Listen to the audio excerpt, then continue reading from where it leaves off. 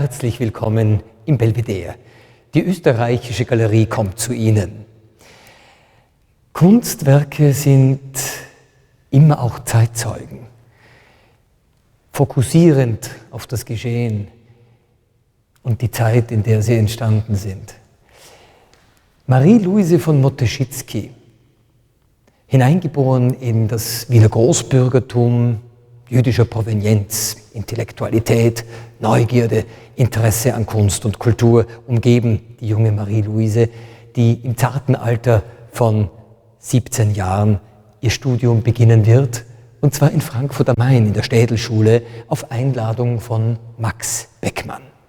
Von ihm wird ihr Stil auch sehr geprägt werden und diese Modernität des Selbstporträts, die junge Marie-Louise Motteschitski mit ihren tiefen, dunklen, intensiv uns anblickenden Augen in einer Alltagssituation, den Kamm in der Hand haltend, als würde sie gerade die Morgentoilette betreiben, das Gesicht selbstbewusst, verinnerlicht, zurückgenommen, beweist ein Selbstbewusstsein einer jungen Frau, die um ihr Talent, um ihre Fähigkeiten und um ihre Schicht weiß.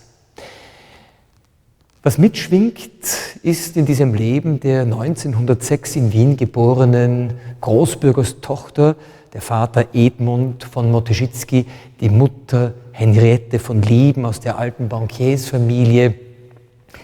Was mitschwingt, das sind die politischen Veränderungen und folgenden Verwerfungen. Der Erste Weltkrieg, der erste Massenvernichtungskrieg der Menschheitsgeschichte ist überstanden. Wird der Zweite Weltkrieg die logische Konsequenz dieser Katastrophe, dieses Enthumanisierens der Menschheit darstellen? Marie-Louise von Motteschitski mit ihrem Leben und ihrem künstlerischen Schaffen ist wie ein Konzentrat dieser Gegebenheiten und historischen Ereignisse.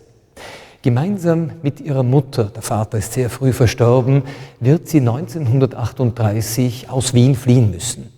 Die Motteschitskis wissen relativ genau, was folgen wird. Und zwar geht es zuallererst einmal in die Niederlande, dann nach London, nach Großbritannien, wo Marie-Louise von Motteschitski dann auch mit ihrer Mutter bleiben wird. Die deutschsprachige, die österreichische Community in London, in dieser wird die modern denkende und von modernen zeitgenössischen Künstlern geprägte Marie-Louise von Motteschitski auch eingebettet sein mit Oskar Kokoschka, der dort in Sicherheit nun mit seiner jungen Frau lebt. Aber auch Elias Canetti, der spätere Literaturnobelpreisträger, gehört zu jenem Kreis von Emigranten, die hochintellektuell, neugierig, aufgeschlossen und einem Neuen zugetan sich immer wieder zusammenfinden. Mit Elias Canetti wird sie auch eine Nebenbeziehung haben.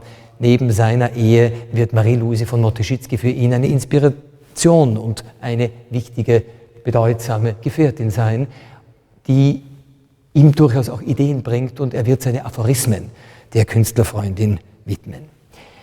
Marie-Louise von Motteschitski, die in ihren Porträts den Menschen erfasst, so wie sie sich selbst hier ins Zentrum ihrer Beobachtung stellt, kühl, nachdenklich, ruhig und selbstbewusst, wird sie viele Menschen in ihrer Umgebung mit dieser Fähigkeit, hinter die Oberfläche zu blicken und doch so glatt und modern im malerischen Umsetzen mit einem Pinselstrich, der beruhigt und kraftvoll zugleich ist, die Modernität verkörpern.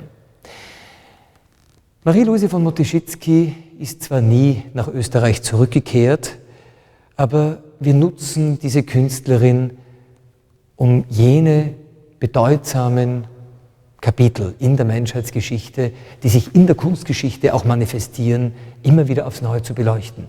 Eine selbstbewusste, eine selbstbestimmte, eine in sich ruhend, sich selbst organisierende Frau, die das Glück hat, zumindest materiell unabhängig zu sein, als Role Model für Frauen, die nicht in Abhängigkeit von einem politischen oder gesellschaftspolitischen Konzept ihr Leben organisieren. Marie-Louise von Motteschitski war auch hineingeboren in ein antifaschistisches Selbstverständnis. Ihr Bruder wird von den Nationalsozialisten ermordet werden, weil er sich gegen dieses Regime engagiert.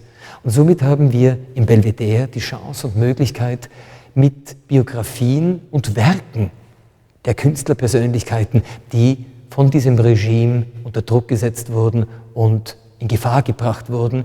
Viele von ihnen mussten emigrieren, einige von ihnen haben dies nicht überlebt.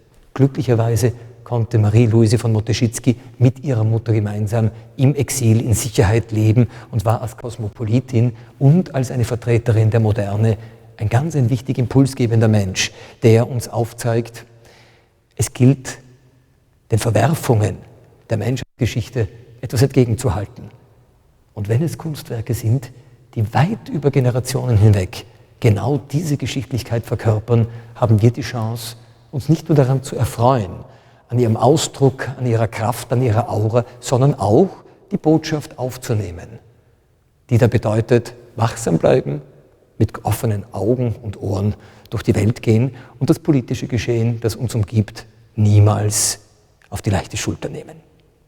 Aber das Bild steht auch für sich und erlaubt uns, diese faszinierende Frau und Künstlerin atmend zu erleben. Wir freuen uns auf ein Wiedersehen im Belvedere.